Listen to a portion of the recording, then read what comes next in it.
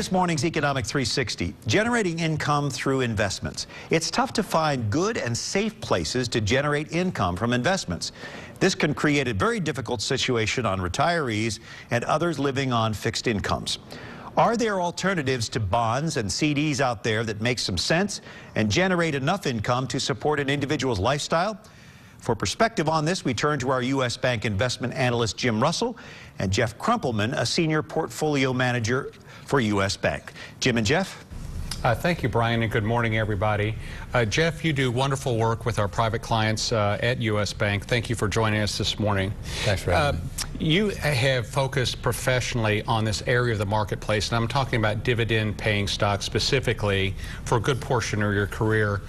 I'd like to get your perspective on a couple of questions. Number one, how do dividend-paying stocks fit into a longer-term investor's investment profile? And secondly, can you maybe distinguish between a higher-yielding dividend-paying stock and one that exhibits dividend growth characteristics for us? Absolutely, Jim. I'd be happy to do that, and you're right. I have studied this universe for quite some time. Right. So I think that dividend-paying stocks just have tremendous appeal. And to answer your question, I think you can go straight to the bottom line results.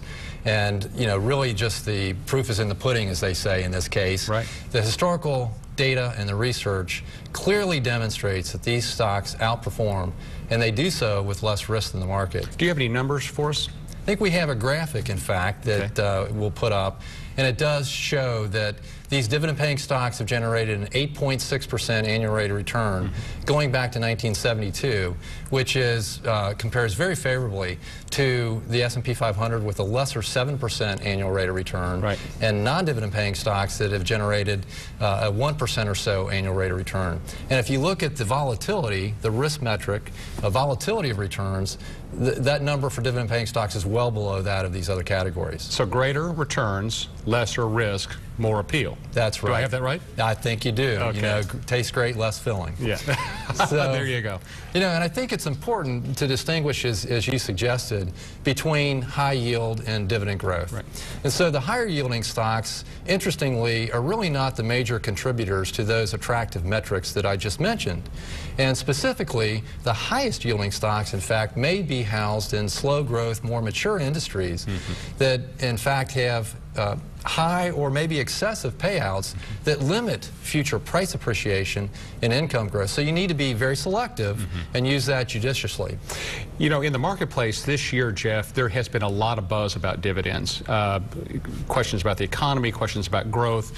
The sure thing is the dividend. So are these stocks still appealing from a valuation or current participation standpoint, or are they a little bit expensive? No, I think that they're very timely, and their moment now is as good as ever. And not only for the long term to these dividend growth stocks, stocks that are in attractive industries with robust earnings profiles, lower dividend payouts that are being increased. That really is what generates that income growth.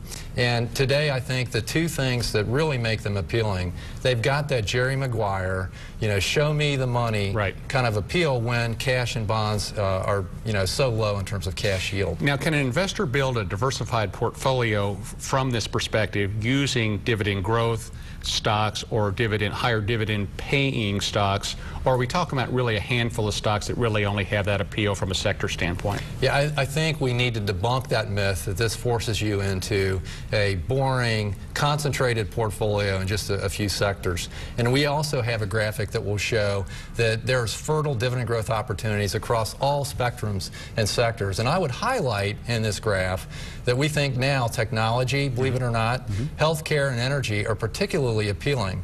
And within technology, as an example, you have a name like Intel that throws off a 3% dividend yield, has an earnings growth rate of 13 or 14%, and it's priced at 9 times earnings. No, that's great stuff.